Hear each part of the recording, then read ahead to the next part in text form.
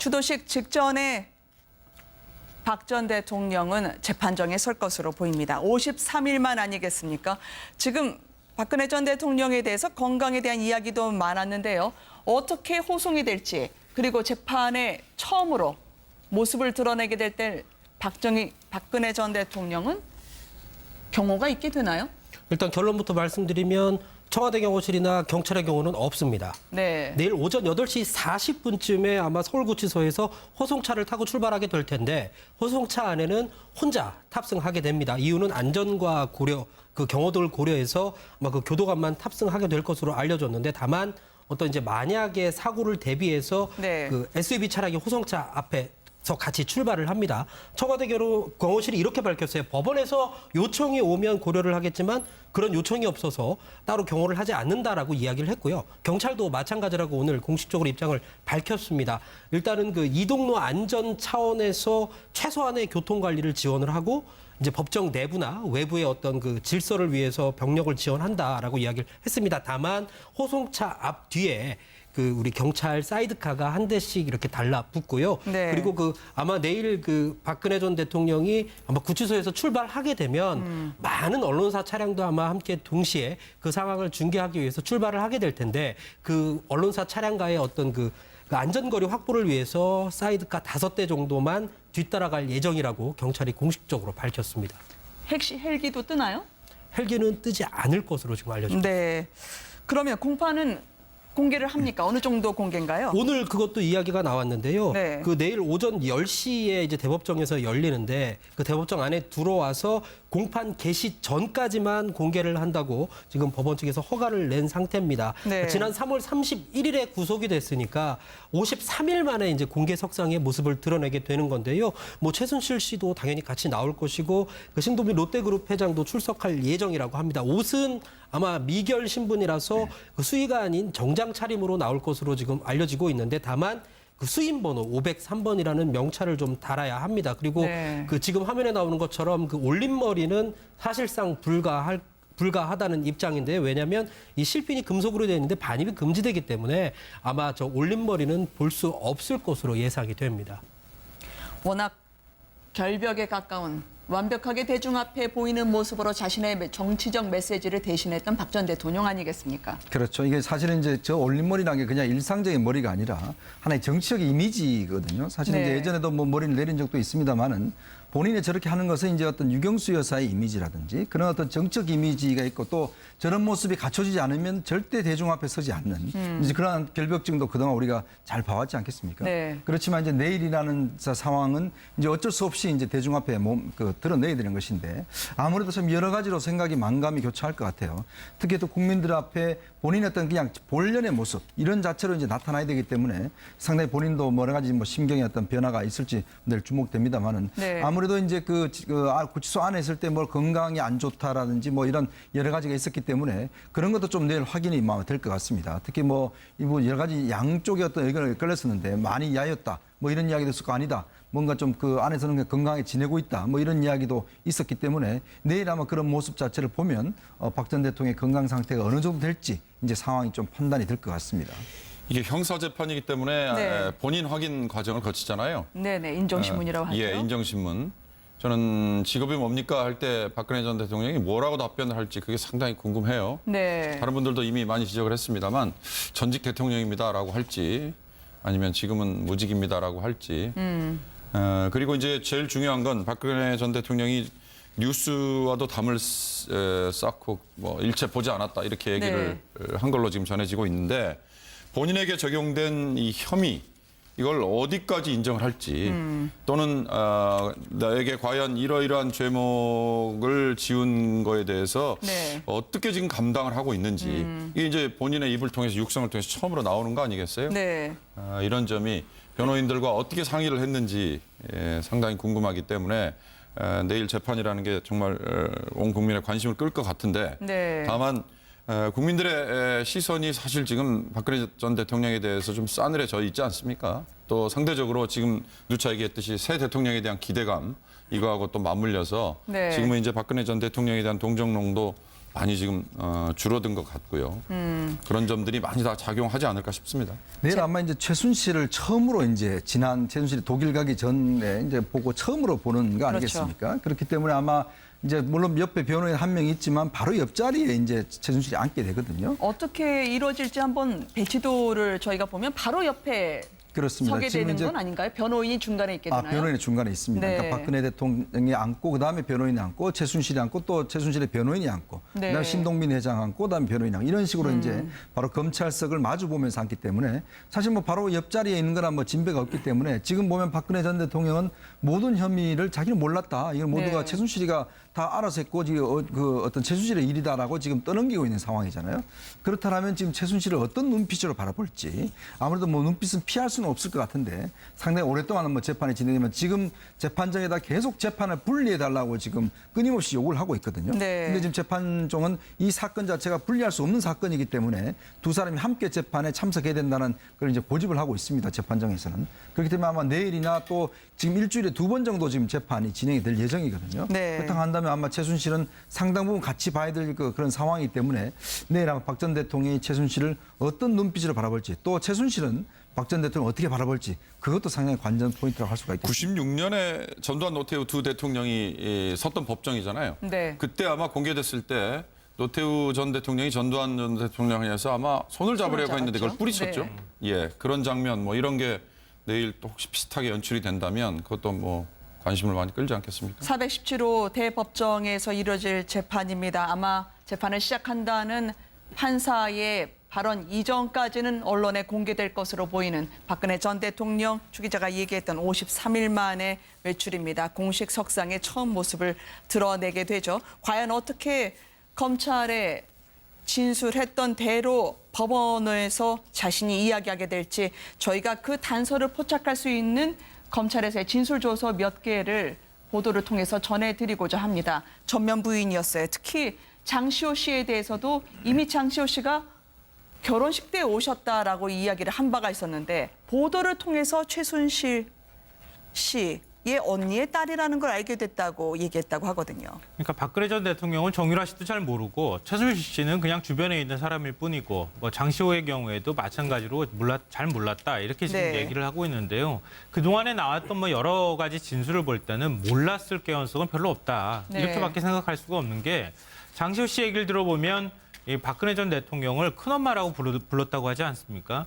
그러니까, 네. 그러니까 박 전 대통령이 저는 이제 그 재판정에서 최순실 씨 만났을 때 어떤 눈빛을 주고받는가, 어떤 대화를 나누는가, 그러니까 국민들 입장에서는 굉장히 큰 관심거리가 될 수 있을 것 같은데 이전부터 박 전 대통령이 보여왔던 태도로 볼 때는 최순실 씨는 그냥 고개 푹 숙이고 박 전 대통령은 눈빛 한 번 안 마주치고 그냥 재판이 끝나지 않을까 뭐 이런 생각도 네. 좀 사실은 들기도 합니다.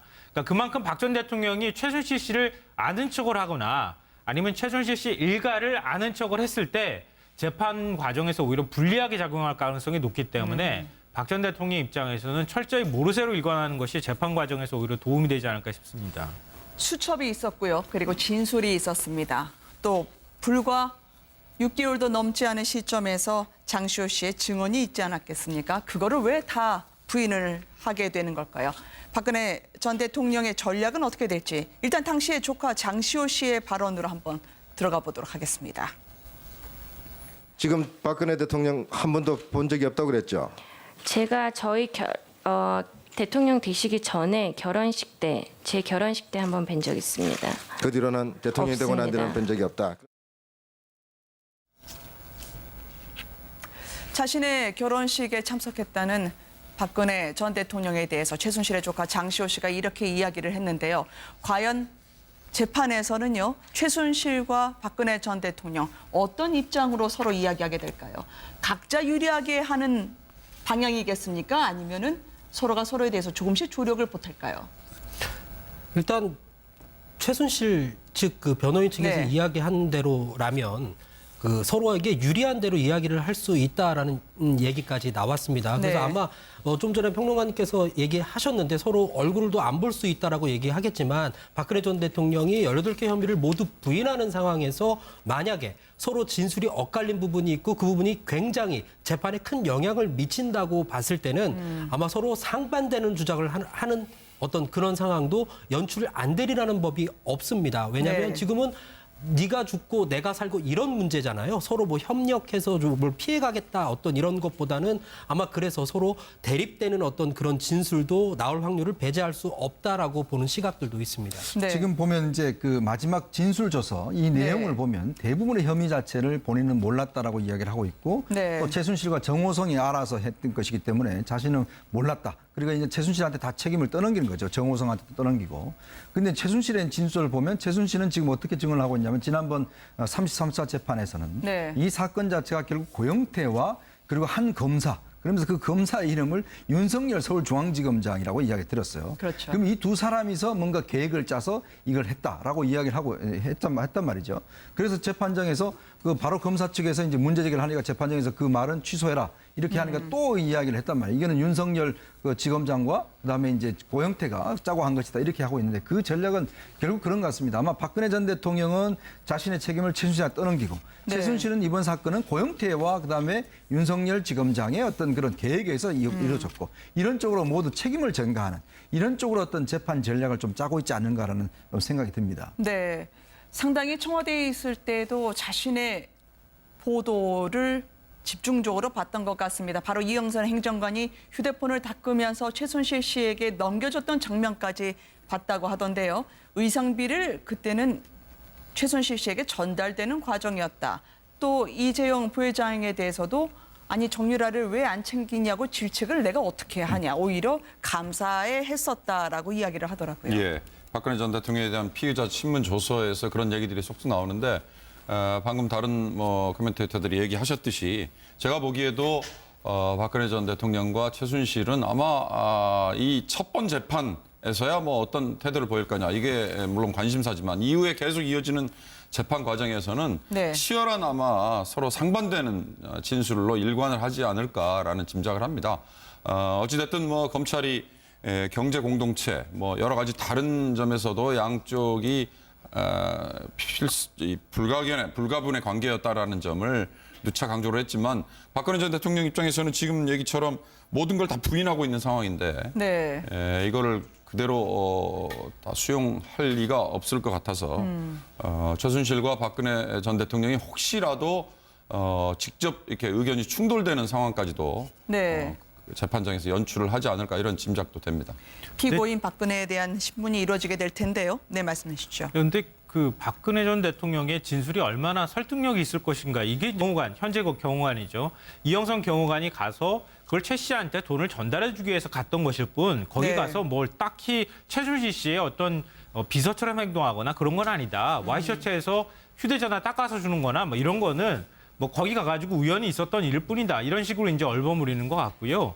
그리고 이재용 부회장 만났을 때 2015년 7월 25일 날 독대했을 때 그때 이재용 부회장 측 얘기로는 박 전 대통령이 이 정유라 씨 지원 문제를 가지고 굉장히 야단을 쳤다. 이제 이렇게 얘기를 하고 있는데 네. 박 전 대통령은 내가 어떻게 야단을 쳤다는 얘기냐. 어이가 없는 얘기다. 뭐 이렇게 오히려 얘기를 하고 있는 겁니다.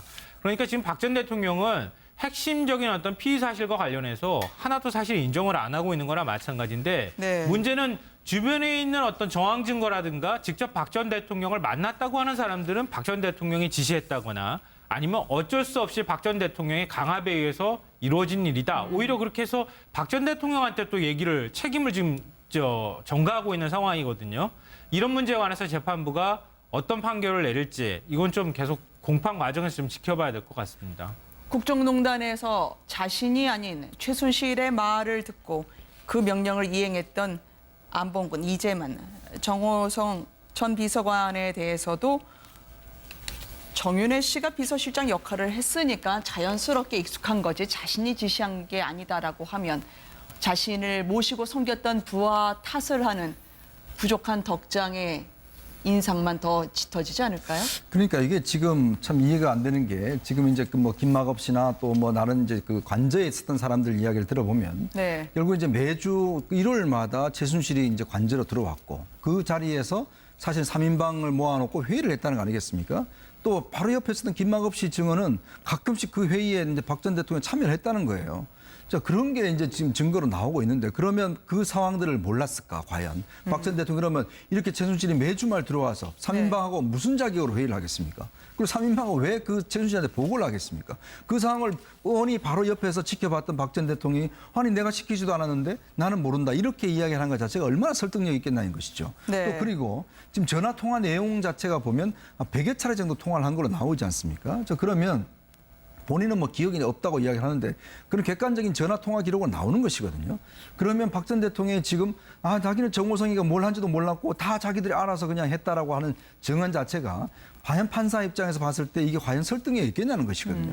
그 나머지 증언들이 보면 다 박 전 대통령한테 불리한 증언들을 하고 있어요. 네. 그리고 바로 삼성 이재용 부회장 같은 경우도 박 전 대통령 만나고 나서 바로 회의를 소집합니다. 대통령께서 이렇게 나를 질책을 했는데 이게 어떻게 된 거냐. 승마협회 왜 지원을 안 하느냐.